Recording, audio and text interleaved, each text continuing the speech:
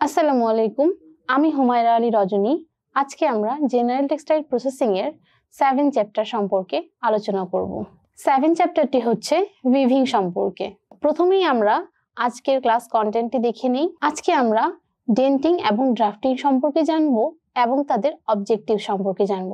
সেই সাথে drafting and denting এর ক্লাসিফিকেশন সম্পর্কেও জানব।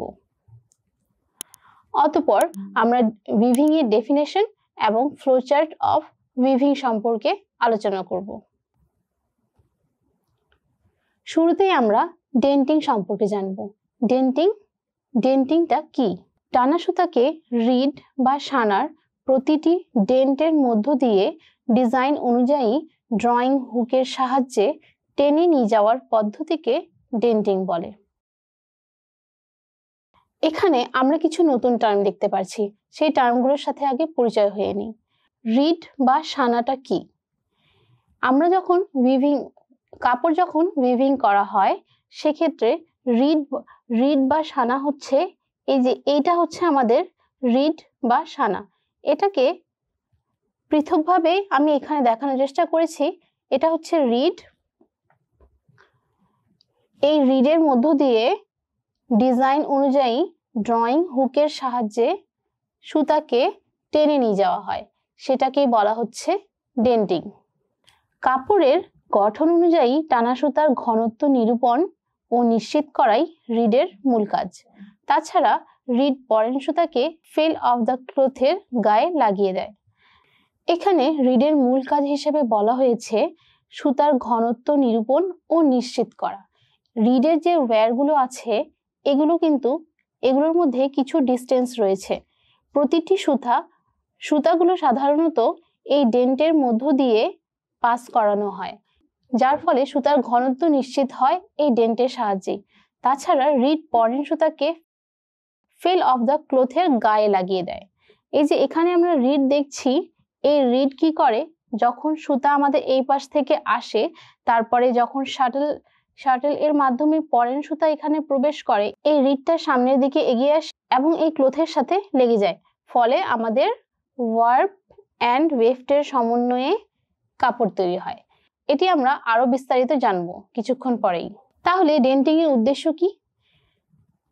রিড বা সানার প্রতিটি ডেন্টের মধ্য দিয়ে টানা সুতা ড্রয়িং হুকের সাহায্যে প্রবেশ করানো। নির্ধারিত উইভ ডিজাইন অনুযায়ী টানা সুতা ডেন্টের মধ্যে প্রবেশ করানো। আমরা কেমন কাপড় তৈরি করব সেই অনুযায়ী সাধারণত রিডের মাধ্যমে সুতাসমূহকে পাস করানো হয়। পিকিং এর পরেন সুতাকে ফেল অফ দ্য ক্লথের সাথে লাগিয়ে দেওয়া। পিকিং এর পরেন সুতাকে পূর্বের চিত্রে আমরা আরো একবার যদি দেখি, পিকিং এর পরেন সুতাকে বলছে এই যে এখানে আমাদের এটা শাটেল আছে, এই শাটেলের মাধ্যমে সাধারণত পরেন সুতা পাস করানো হয়। এই যে পরেন সুতা পাস করে সেটাই বলছে এখানে যে পিকিং এর পরেন সুতাকে ফেল অফ দ্য ক্লথের সাথে লাগিয়ে দেয়। এই যে রিডটা আছে, রিডটা হচ্ছে এই পরেন সুতাকে আমাদের এদিকে আরো আগায় দেয়, ফলে সুতাটা হচ্ছে ফেল অফ দ্য ক্লথের সাথে অ্যাটাচ হয়ে যায়। প্রতিটি টানা সুতাকে আলাদা ও সঠিক স্থানে রাখা। প্রতিটি টানা সুতাকে সঠিক ও আলাদা স্থানে কিভাবে রাখে? আমাদের এটা যদি রিড হয়ে থাকে তাহলে রিডের মধ্যে যে ওয়্যারগুলো আছে এভাবে পরস্পর সমান্তরাল থাকে। এই প্রতিটি ওয়্যারের মধ্য দিয়ে একটি করে সুতা যখন পাস করানো হয় তাহলে এই ওয়্যারগুলোর কারণে একটা সুতা সাধারণত আরেকটা সুতার গায়ে লেগে যায় না। মানসম্পন্ন কাপড় তৈরি ও আর্থিক মুনাফা অর্জন করা। কাপড়ের প্রতিটি টানা সুতার মধ্যে দূরত্ব সঠিক রাখা। দূরত্ব সঠিক থাকবে আমাদের ওয়্যারের উপর, ওয়্যার যেভাবে সাজানো থাকবে সেভাবেই আমাদের টানা সুতার দূরত্বগুলো সঠিক থাকবে। এখন আমরা জানবো ড্রাফটিংটা কি। টানা সুতাকে নির্দিষ্ট ডিজাইন অনুযায়ী হিল্ড আই এর মধ্য দিয়ে ড্রয়িং হুকের সাহায্যে টেনে নিয়ে যাওয়ার পদ্ধতিকে ড্রাফটিং বলা হয়। সুতাকে বিমিং ও সাইজিং করার পরে তাতে উঠানোর পূর্বে ঝাপের মেইল আই ও রিডের ডেন্টের মধ্য দিয়ে টানা হয়। আমরা যদি আবারও এই চিত্রটা লক্ষ্য করি, এখানে দেখেন হিল্ড ওয়্যারগুলো আলাদাভাবে দেখানোর চেষ্টা করেছি। এই যে আমাদের সম্পূর্ণ লুমটা, এই লুমের মধ্যে এটা হচ্ছে আমাদের হিল শ্যাফট। এটা একটা হিল শ্যাফট, এটা একটা হিল শ্যাফট, এখানে আমাদের হিল শ্যাফটগুলো চিহ্নিত করা আছে। এই হিল শ্যাফটের যে ওয়্যারগুলো আছে, এই যে এই টাইপের ওয়্যারগুলো সাধারণত হিল শ্যাফটের থাকে। এখানে দেখেন হিল শ্যাফটের মাঝে ছিদ্রর মতো আছে, এই ছিদ্রের মধ্য দিয়ে সুতা পাস করানো হয়।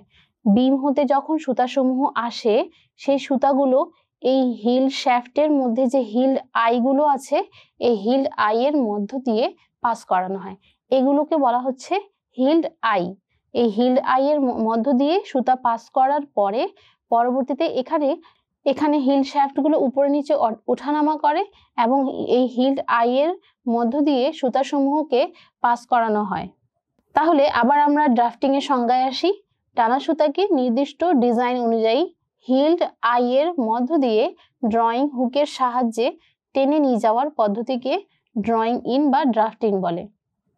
সুতাকে বিমিং সাইজিং করার পরে আমরা পূর্বের ক্লাসে বিম সম্পর্কে এবং সাইজিং, বিম অর্থাৎ ওয়াইন্ডিং সম্পর্কে এবং সাইজিং সম্পর্কে জেনে এসেছিলাম। বিমিং এন্ড সাইজিং এর পরে সুতাকে তাতে উঠানোর পূর্বে ঝাপের মানে হিল শ্যাফট যেটা বলছি, হিল শ্যাফটের ওই হিল আই বা মেইল আই ও রিডের ডেন্টের মধ্য দিয়ে টানা হয়। এই যে টানা হয় সেটাই হচ্ছে আমাদের ড্রাফটিং। তাহলে ড্রাফটিং এর উদ্দেশ্য কি? ড্রাফটিং এর উদ্দেশ্য হচ্ছে ঝাপের বা হিল শ্যাফটের হিল আই এর মধ্য দিয়ে টানা সুতাকে প্রবেশ করানো, কাপড়ের নির্ধারিত উইভ ডিজাইন তৈরি করা, শেড গঠনের জন্য টানা সুতাকে উঠানামা করানো। একটু আগে আমি বলেছিলাম যে হিল শ্যাফটগুলো উপরে নিচে ওঠানামা করে।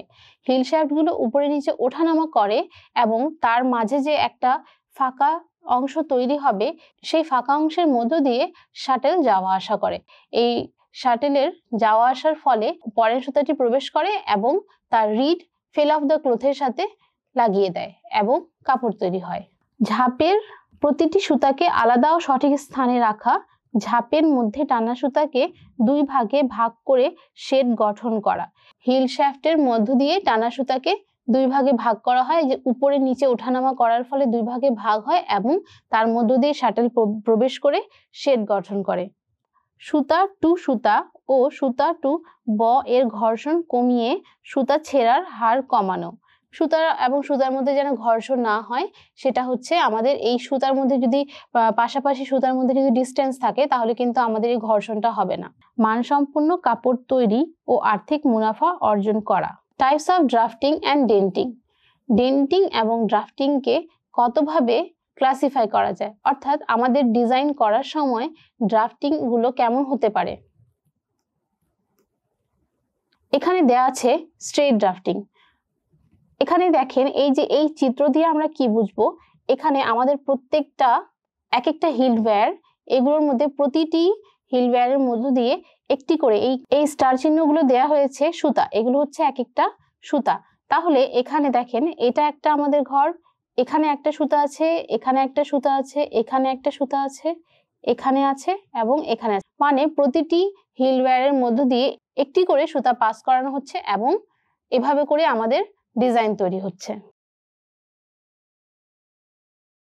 তারপরে পয়েন্টেড ড্রাফটিং। পয়েন্টেড ড্রাফটিং এর ক্ষেত্রে কেমন হয়েছে, 5 ঘর পর্যন্ত সুতা যাওয়ার পরে তা পরবর্তীতে আবার নিচের দিকে অগ্রসর হয়েছে, অর্থাৎ এই হিল শ্যাফটের মধ্য দিয়ে আরো একটি সুতা গেছে, এগুলোর মধ্য দিয়ে আরো একটি করে সুতা গেছে। আমরা পয়েন্টেড ড্রাফটিং এর ক্ষেত্রে কেমন হয়েছে, প্রথমে স্ট্রেট ড্রাফটিং এর মতোই প্রতিটি ঝাপের মধ্য দিয়ে একটি করে সুতা গেছে এবং পরবর্তীতে তার পেছন হতে আবার নিচের দিকে নেমে এসেছে। এভাবে পয়েন্টেড ড্রাফটিং ডিজাইন হয়ে থাকে। তারপর আছে flat pointed drafting, broken drafting. এগুলো সাধারণত এই ঝাপের মধ্য দিয়ে সুতা পাস করানোর মাধ্যমে আমাদের ডিজাইন হয়ে থাকে। প্রতিটি ডিজাইনের ক্ষেত্রে আমাদের আলাদা আলাদা কিছু নিয়ম আছে এবং সেই অনুযায়ী ঝাপের মধ্য দিয়ে সুতা পাস করানো হয়ে থাকে। তারপর আছে স্কিপ ড্রাফটিং, অর্থাৎ একটা ঝাপের পরে অন্য একটি ঝাপ বাদ দিয়ে পরবর্তী ঝাপে সুতা প্রবেশ করানো হয়েছে, সেটা হচ্ছে স্কিপ ড্রাফটিং। তারপরে special drafting, mixed drafting, satin drafting এবং গ্রুপ ড্রাফটিং। তাহলে কাপড়ের ডিজাইন অনুযায়ী সুতাগুলোকে কিভাবে পাস করানো হবে তার উপর ডিপেন্ড করেই এই ডিজাইনগুলো করা হয়েছে। এখন আমরা দেখব উইভিং কি? এতক্ষণ আমরা ড্রাফটিং দেখেছি, ডেন্টিং দেখেছি। ড্রাফটিং অ্যান্ড ডেন্টিং এর মাধ্যমে যে আমরা একটি কাপড় তৈরি করছি সেটাই হচ্ছে উইভিং প্রসেস। তাহলে কাপড় বয়নের সময় কতগুলো টানা সুতাকে ঝাপের বা হিল শ্যাফটের সাহায্যে উপরে ওঠানো হয় এবং কতগুলো নিচে নামানো হয়। এর ফলে যে কোণাকৃতি ফাঁকের সৃষ্টি হয় তাকে শেড বলে। এর শেডের মধ্য দিয়ে শাটেল হতে একটি পরেন সুতাকে ফেলে রাখার পর রিড দ্বারা ঠেলে দেয়া হয়। এরূপ একটির পর একটি সুতা প্রবেশ করিয়ে কাপড় প্রস্তুত করা হয়। উপরোক্ত প্রক্রিয়াকে উইভিং বলা হচ্ছে। চিত্রের মাধ্যমে আমরা ডিটেলসে বুঝে নেওয়ার চেষ্টা করি। এটা হচ্ছে আমাদের ওয়ার্প বিম, এখানে আমাদের ওয়ার্পের সুতাগুলো আছে, আর এটা হচ্ছে আমাদের শাটেল। এই শাটেলের মধ্যে পার্নের মধ্যে আমাদের আছে ওয়েফটের সুতাগুলো। তাহলে তারপরে এটা হচ্ছে আমাদের হিল শ্যাফট, এটা হচ্ছে আমাদের রিড, এই যে এখানে দেয়া আছে ফেল অফ দ্য ক্লথ, এটা হচ্ছে আমাদের ক্লথ বিম। তাহলে দেখেন প্রথমে কি হয়, এই ওয়ার্প বিম হতে সুতাগুলো পাস করানোর পরে তা এই হিল শ্যাফটের হিল্ড আইয়ের মধ্য দিয়ে সামনের দিকে অগ্রসর হয়। এই হিল শ্যাফটটা উপরে নিচে উঠানামা করে, উপরে নিচে হিল শ্যাফট উঠানামা করার ফলে আপনারা হয়তো দেখতে পাচ্ছেন এখানে আমাদের কোণাকৃতি একটা শেপের মতো তৈরি হয়েছে। এই যে কোণাকৃতি যে শেপগুলো তৈরি হচ্ছে, এই শেপের মধ্য দিয়ে এই কোণাকৃতির শেপটাকে বলছি হচ্ছে আমরা শেড তৈরি হওয়ার পরে এই শেডের মধ্য দিয়ে শাটেল পাস করে। শাটেল পাস করার সময় শাটেলের মধ্যে যে পরেন সুতাটা আছে সেই পরেন সুতাটা তখন বের হয়ে আসে এবং তা পরবর্তীতে এই রিডের মাধ্যমে রিডটা হচ্ছে সামনে এবং পিছনে মুভ করে। এই রিডের মাধ্যমে পরবর্তীতে সেই পরেন সুতা ফেল অফ দ্য ক্লথের সাথে মিশে যায়। এই মিশে যাওয়ার ফলে আমাদের একটা ফেব্রিক তৈরি হচ্ছে। ফেব্রিক তৈরি হওয়ার পরে পরবর্তীতে তা আমাদের বিমের মধ্যে জড়াচ্ছে। এভাবেই প্রক্রিয়া চলতেই থাকছে। এবারে আমরা সংজ্ঞাটা আরো একবার দেখে নিলে ক্লিয়ার বুঝতে পারবো। কাপড় বয়নের সময় কতগুলো টানা সুতাকে ঝাপের সাহায্যে উঠানো হয় এবং কতগুলো নিচে নামানো হয়। এর ফলে যে কোণাকৃতি ফাঁকের সৃষ্টি হয় তাকে শেড বলে। এই শেডের মধ্য দিয়ে শাটেল হতে একটি পরেন সুতাকে ফেলে রাখার পর রিড দ্বারা ঠেলে দেয়া হয়। এরূপ একটির পর একটি সুতা প্রবেশ করিয়ে কাপড় প্রস্তুত করা হয়। উপরোক্ত এই প্রক্রিয়াকে উইভিং বলে। ফ্লোচার্ট কি সেটা আমাদের এতদিনে জানা হয়ে গেছে। এখন আমরা দেখব উইভিং এর ফ্লোচার্ট। উইভিং এর ফ্লোচার্ট অর্থাৎ উইভিং প্রক্রিয়ায় কিভাবে সম্পন্ন হয় সেটা সম্পর্কে আমরা এখন ধারণা নিব। এখানে দেখেন প্রথমে আছে ইয়ার্ন ফ্রম স্পিনিং। আমরা যে স্পিনিং প্রসেস দেখে এসেছি সেখান থেকে ইয়ার্ন কালেক্ট করার পরে ডাবলিং অ্যান্ড টুইস্টিং দেওয়া হয়। ডাবলিং অ্যান্ড টুইস্টিং কেন দেওয়া হয়? যেন সুতাসমূহ সোজা ও সমান্তরাল হয় এবং খুলে না যায়, এই কারণে ডাবলিং অ্যান্ড টুইস্টিং দেওয়া হচ্ছে। তারপরে ওয়াইন্ডিং এর মাধ্যমে বিমে জড়ানো হচ্ছে। বিমে জড়ানোর পরে পরবর্তীতে কোন ওয়াইন্ডিং এবং এদিকে আমাদের আছে পার্ন ওয়াইন্ডিং। এটা হচ্ছে আমাদের ওয়ার্পের জন্য, পার্ন ওয়াইন্ডিং হচ্ছে আমাদের ওয়েফটের জন্য। তাহলে কোন ওয়াইন্ডিং এ জড়ানো হচ্ছে? পার্ন ওয়াইন্ডিং করা হচ্ছে। তারপরে ক্রিলিং এর পরে warping, sizing, drawing in, denting, লুমিং। এই যে প্রতিটি প্রসেসের নাম বলেছি এগুলো সম্পর্কে আমরা পূর্বে জেনে এসেছি। তারপরে ওয়ার্প ইয়ার্ন, পার্ন ওয়াইন্ডিং হচ্ছে ওয়েফট ইয়ার্ন যেটা বললাম। তারপরে ওয়ার্প এবং ওয়েফটের সমন্বয়ে আমরা পাচ্ছি উইভিং অর্থাৎ কাপড় পাচ্ছি। কাপড় তৈরি হওয়ার পরে ইন্সপেকশন অফ গ্রে ক্লথ। এই যে ইন্সপেকশন অর্থাৎ এখানে যে গ্রে ক্লথ তৈরি হয়েছে সেই গ্রে ক্লথের মধ্যে কোনো প্রবলেম আছে কিনা সেটা যাচাই বাছাই করা inspection of grey cloth. Inspection করার পরে রেডি ফর ডাই অর্থাৎ আমাদের পরবর্তী প্রক্রিয়া কাপড় তৈরি হয়ে যাওয়ার পরে ডাই করার জন্য প্রস্তুত। অর্থাৎ আমাদের পরবর্তী প্রক্রিয়া ডাইং এর জন্য ফেব্রিক প্রস্তুত হয়ে গিয়েছে। আজকে তাহলে এই পর্যন্তই থাকলো। আমরা উইভিং সম্পর্কে জেনেছি, অর্থাৎ কাপড় কিভাবে প্রস্তুত হয় তার সম্পূর্ণ একটি ধারণা পেয়েছি। সামনের ক্লাসে আবারও দেখা হবে ইনশাআল্লাহ। আল্লাহ হাফেজ।